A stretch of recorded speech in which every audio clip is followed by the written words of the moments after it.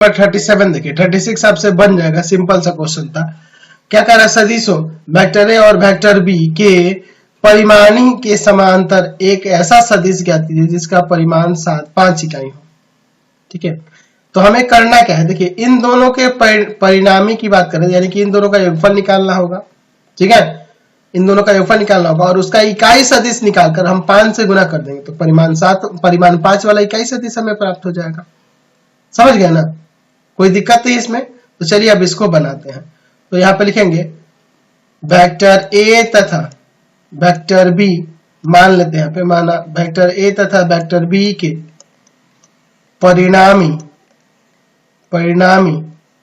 Vector C है। तो vector C बराबर में क्या हो जाएगा, vector A plus vector B. चलिए तो यहाँ पे 2i कैप प्लस में 3j कैप माइनस में k कैप और वेक्टर बी क्या i कैप माइनस का 2j कैप और प्लस का k कैप।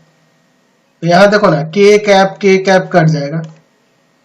वेक्टर सी बराबर में 3i कैप और आपका प्लस का 4j कैप, ये ना हो जाएगा 3i कैप सॉरी और प्लस का j कैप, घटेगा ना यहाँ 3i कैप और प्लस का j कैप। तो ये वेक्टर सी क्या मान रहा है, हमें क्या करना है, तो हमें इसका इकाई सदिश पहले निकाला होगा, तो इसका मैग्नीट्यूड पहले निकाल लेते हैं। √3 का स्क्वायर और प्लस में 1 का स्क्वायर, तो 3 का स्क्वायर 9 होगा और 1 का स्क्वायर 1 हो जाएगा। ठीक है, यानी कि √10 आ जाएगा सी का मैग्नीट्यूड। चलिए तो अब ये हम अगर बात करें यूनिट वेक्टर की, तो हम लोग क्या करेंगे, 1 बाई मैग्नीट्यूड ऑफ सी और इनटू में वेक्टर सी, यानी कि 1 बाई √10 और इनटू में वेक्टर सी का मान 3i कैप और प्लस में j कैप। चलिए यहाँ पे रेशलाइज कर देते हैं, 1 बाई √10 है ना, तो इसको रेशलाइज करेंगे ना, तो ऊपर आ जाएगा आपका √10 और नीचे आ जाएगा आपका 10। आप करके देख लेना, 3i कैप और प्लस में j कैप।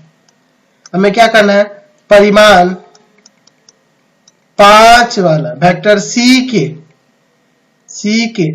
के समानांतर, यानी यूनिट वेक्टर सी के समानांतर, यहाँ पे समानांतर की बात करें, ऊपर देख लो, परिमाण 5 वाला एक ऐसा सदिश ज्ञात कीजिए जो परिमाणी के समांतर, यानी कि वेक्टर सी के समानांतर एक ऐसा सदिश जो जिसका परिमाण 5 इकाई हो। ठीक है, यहाँ पर लिख सकते हैं वेक्टर सी के समानांतर 5 इकाई वाला सदिश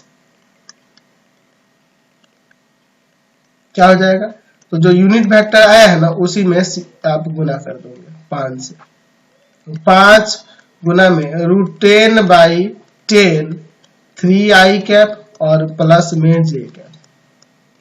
चलिए यहाँ पे देखो अब क्या होगा, 5 से इसको काटेंगे 2 बार में, मल्टीप्लाई कर देते हैं, 3√10 बटा में 2i कैप और फिर आपका हो जाएगा √10 बटा 2 j कैप। ऐसे हम लोग इसे लिख सकते हैं। ठीक है, क्वेश्चन